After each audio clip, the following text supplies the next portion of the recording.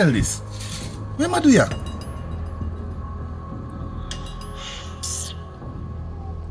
I don't want to hear no foolishness from you.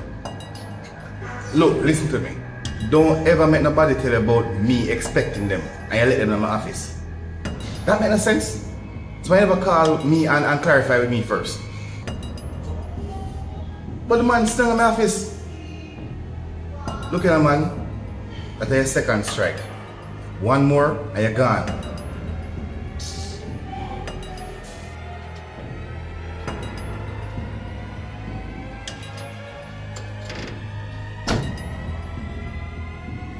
Who you locking up? Just slam your own door, sir. Look here, man. So I'm going to look on this now. We just happened to book up Angie yesterday, saying she's going for lunch. And now today, you are sitting in my office. Why not follow me for? Well, I'm not here to take you to dinner, just in case you're wondering. And after you seen Angie yesterday, pure coincidence. Coincidence. There are two coincidences in one day we never like.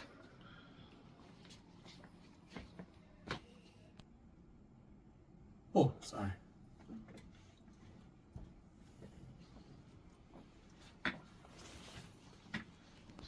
You can sit down over there, sir, please. I never turn my back to a door. And what I have to say to you, I don't want to say it above a certain decibel. You'll understand.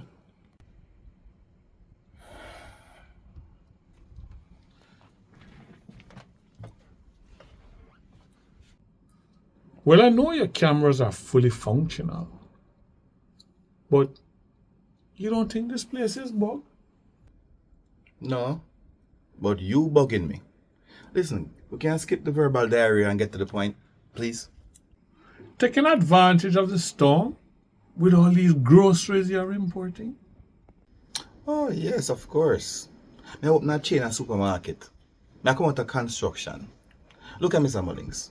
I ask if I skip the foolishness and get to the point. Okay, let me get to the point.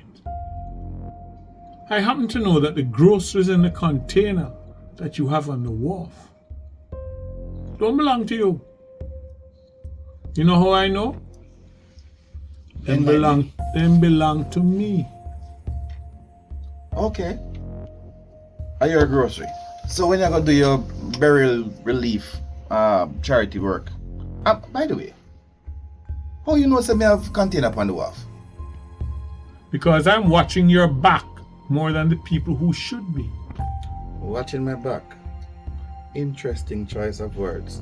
So you're telling me say running into bubbles yesterday and now you sitting here today is coincidence? Yeah, man. You know what I'm saying? First time, accident. Second time, coincidence. The only time you need to start worrying is the third time. Alright, look, Mr. Mullings. This is the fact say you have me under surveillance. Mean say you invade my privacy. And even for the agency, that's a stretch. You know, maybe I should call Cynthia and find out if she authorized this. You sure you want Cynthia to know what was really in the container? I couldn't give two hoots if Cynthia knew what was in the container. Building supplies.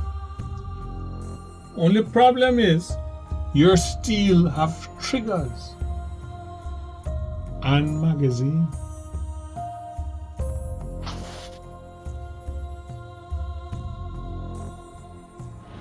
See, you love weapons. You have a holy frigate, yeah? And I thought you were a loyal man. When since you changed your shipping agents? So, you try to tell me, say, my container that is supposed to be filled with building supplies actually having weapons? Hiding weapons? You still want to call Cynthia? So who take out the weapons and put food supplies in there? Somebody who obviously has your best interest at heart. How nice. I'm assuming that's you, right? Mr. Wallace, see if I had the slightest inclination that you had anything at all to do with those weapons, we'd be having the conversation in my office or outside of a jail cell.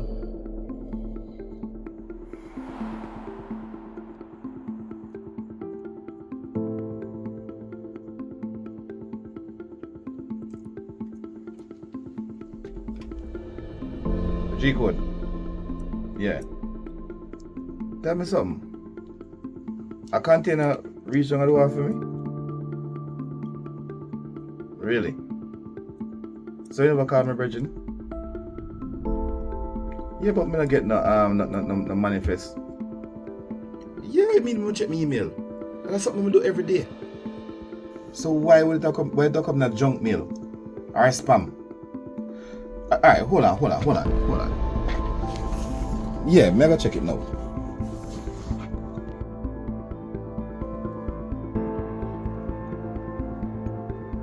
Okay, I see something in a junk mail. Alright, yeah, 856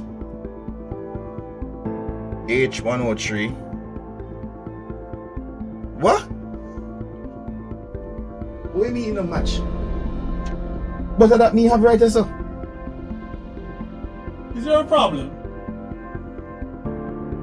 Yeah. No. G-code.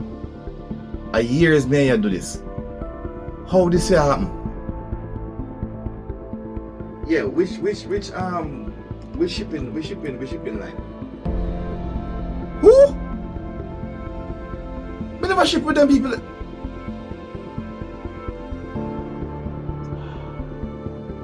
You're a code. You call it back. You know, I love to see when the light bulbs go off, you know. Shipping company name familiar?